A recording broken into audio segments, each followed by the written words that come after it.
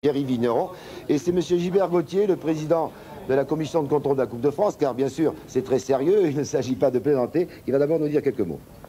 Oui, eh bien, je voudrais tout d'abord, avant de procéder à ces importantes opérations de tirage au sort, remercier très rapidement, mais très sincèrement, le service des sports de TF1 d'avoir bien voulu nous accueillir dans ce cadre pour le moins original.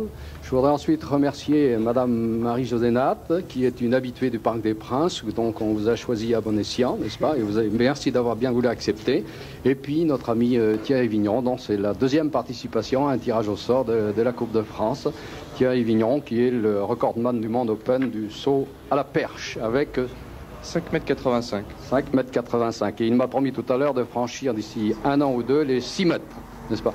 Alors, si vous voulez bien, je rappellerai simplement que les matchs se dérouleront le mercredi 4 avril, les matchs allés, les matchs retour le mercredi 11. Et je pense que maintenant, le moment est venu. Et Madame Marie-Josée Nat va... Voilà. Voilà. Je vous laisse dire, pardon. Ouais, voilà. Ouais. Voilà.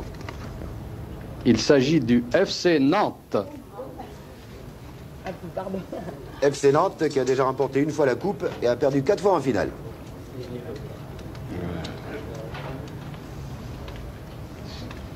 Il s'agit de Mulhouse.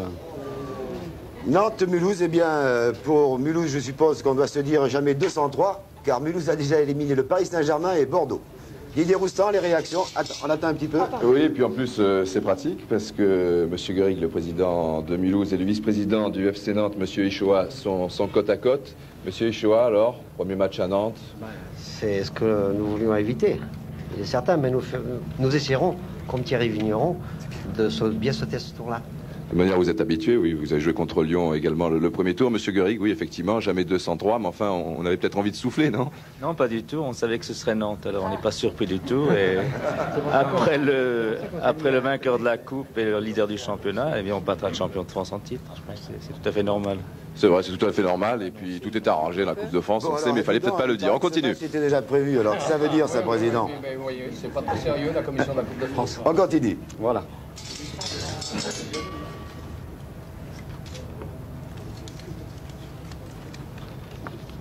Monaco. Monaco. Monaco. Monsieur Vigneron, à vous.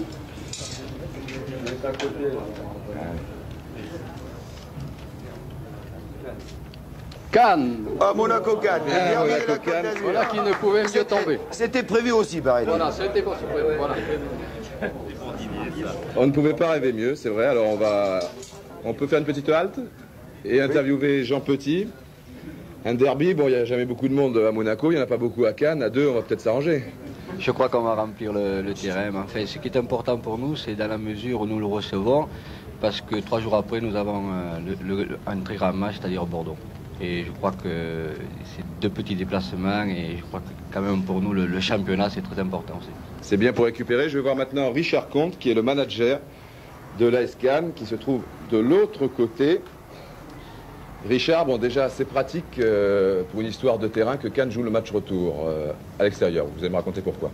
Oui, de ce côté-là, pas de problème, puisqu'on était ennuyés pour un problème de cirque qui, le 3, 4 et 5, se trouve sur le parking du stade de Coubertin.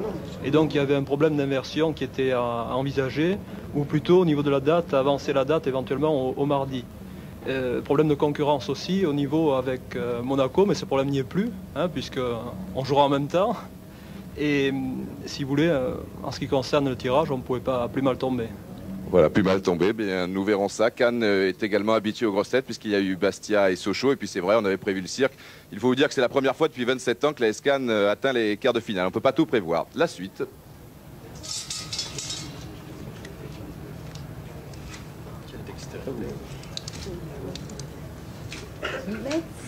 Le FC Metz. Je vois bien tout le monde.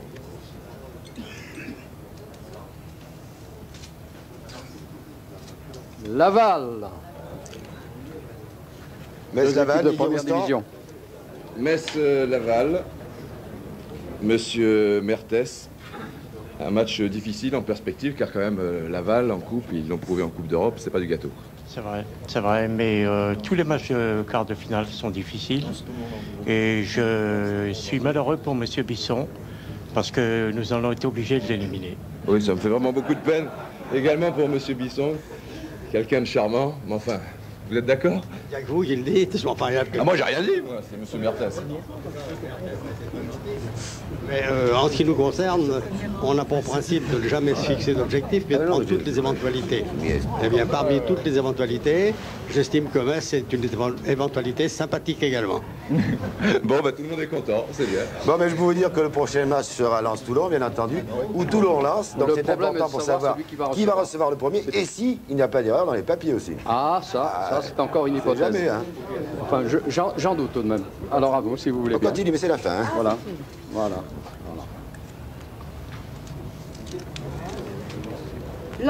Lens. Donc Lens recevra le premier. Ouais, on peut toujours essayer. Hein. Voilà.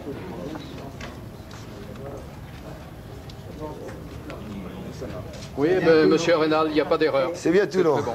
Didier. Alors, Lens-Toulon, monsieur Bonadei, qui est le président de Toulon. Ça fait loin, Lens, mais enfin pour Toulon, c'est du bonus, car vous pensez surtout au maintien en première division.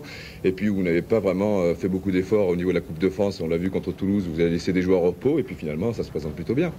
Oui, très très bien. Arrivé à ce niveau de la compétition, on n'espérait pas tant. Nous sommes déjà très satisfaits. De rencontrer Lens, ça nous convient parfaitement. Et je pense que nous allons réussir peut-être un résultat. Nous verrons bien, Romain Archiudis. Toulon avait plutôt bien réussi à Lens en championnat. Je me souviens d'un 4-0. La Coupe de France, c'est autre chose. 5-0, exactement. Ah, 5. Mais il faut ajouter aussi qu'on les rencontrera une troisième fois en championnat. Alors je crois qu'au lieu de 2 manches, il y en aura peut-être une troisième. Enfin, je préférerais remporter la première et leur laisser éventuellement la seconde.